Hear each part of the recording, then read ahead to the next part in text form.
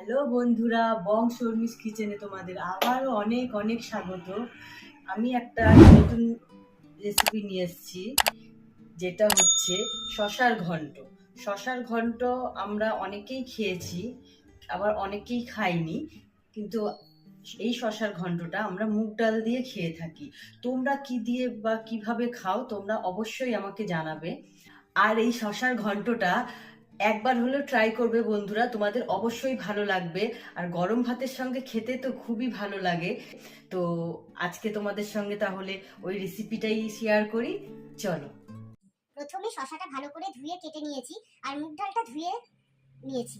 শশাটা আমরা যে বাড়িতে শশা খাই, বাড়িতে যে শশা নিয়ে আসি অনেক সময় খাই না, পেকে যায়, আমরা ফেলে দিই। কিন্তু না বন্ধুরা, সেই শশাগুলো আমরা না ফেলেও সেই শশা দিয়েও ঘন্ট করা যায়, আবার কচি শশা দিয়েও করা যায়। কিন্তু বাড়তি শশা দিয়ে ঘন্টটা করলে জিনিসটা ভালো হয়। তখন তোমরা বিচিগুলো ফেলে দেবে আর সাইডের অংশগুলো নিয়ে নেবে। এখন আমরা, চলো এটা সাইডে রাখি। এখন আমরা কড়াটা বসিয়ে দিই। দেব সরিষার তেল,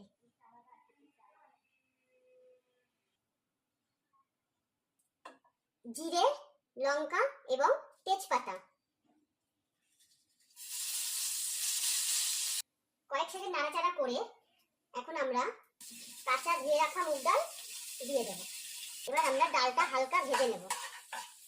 দেখো হালকা লাল হয়ে এসছে, ঠিক এইরকম।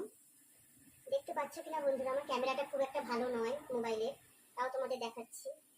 ঠিক এই পর্যায়ে হালকা লাল হয়ে ভাজা হয়ে গেলে আমরা সেই কুচিয়ে রাখা শশা দিয়ে দেবো। নুন ও হলুদ দিয়ে ভালো করে এটাকে নেড়ে মিশিয়ে নিতে হবে সব কিছু।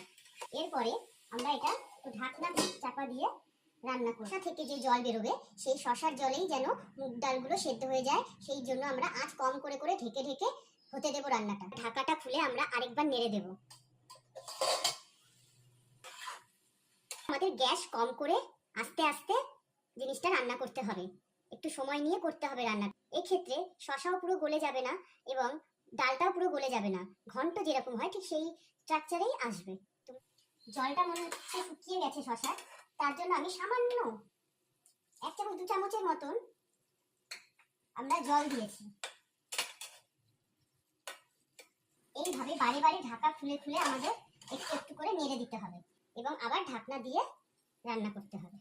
শশাগুলো সেদ্ধ হয়ে গেছে এবং মুগ ডালটাও সেদ্ধ হয়ে গেছে। দেখো মুগ ডালগুলো গোটা গোটা দেখতে লাগছে, কিন্তু হাত দিয়ে চিপলে পুরো নরম হয়ে গেছে। এই পর্যায়ে আমাদের মোটামুটি হয়ে এসছে। এখন আমরা 1 চামচের মতন চালের গুঁড়ি দিয়ে দেবো। জল দিয়ে একটুখানি গুলে নেব, এই ঘন্টার মধ্যে আমরা দিয়ে দেবো। জল সামান্যই দেবে, কেননা বেশি জল হলে ঘেটে যাবে। দেখো বন্ধুরা, শশা মুগ ডাল সবই কিন্তু গোটা গোটা, কিন্তু সব নরম হয়ে গেছে।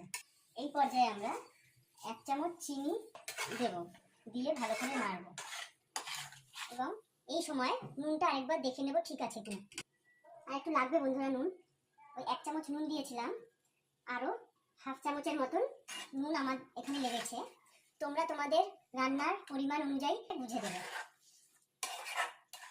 আমার মনে হচ্ছে একটু চিনি আর একটু লাগবে, কেননা এই ঘন্টটা একটু মিষ্টি মিষ্টি ভালো লাগে। তাহলে মোটামুটি 2 চামচের মতন আমরা চিনি দিয়েছি। তোমরা কতটা মিষ্টি খাও সেই অনুযায়ী, বা তোমাদের কতটা মিষ্টি ভালো লাগবে সেই অনুযায়ী তোমরা চিনিটা দেবে। আমরা একটু এই ঘন্টে একটু মিষ্টিটা বেশিই খাই, তার জন্য আমরা একটু মিষ্টিটা বেশি দিয়েছি। তোমরা তোমাদের মতন করে মিষ্টিটা দেবে। এখন আমরা ভাজা জিরে গুঁড়ো আর দেব কটা কাঁচা লঙ্কা, কটা কাঁচা লঙ্কা ফেলে দিয়েছি। এখন আমরা 1 চামচ ঘি ও একটু ধনে পাতা দিয়ে ভালো করে নেড়ে ঢাকা দিয়ে রাখবো। গ্যাসটা অফ করে দেবো। বন্ধুরা, রেডি হয়ে গেল আমাদের মুগ শশার ঘন্ট। দারুণ না? একবার তাহলে ট্রাই করাই যায়। তাহলে তোমরা অবশ্যই বন্ধুরা বাড়িতে ট্রাই করো এবং আমাকে কমেন্ট করে জানিও যে কেমন লাগে খেতে।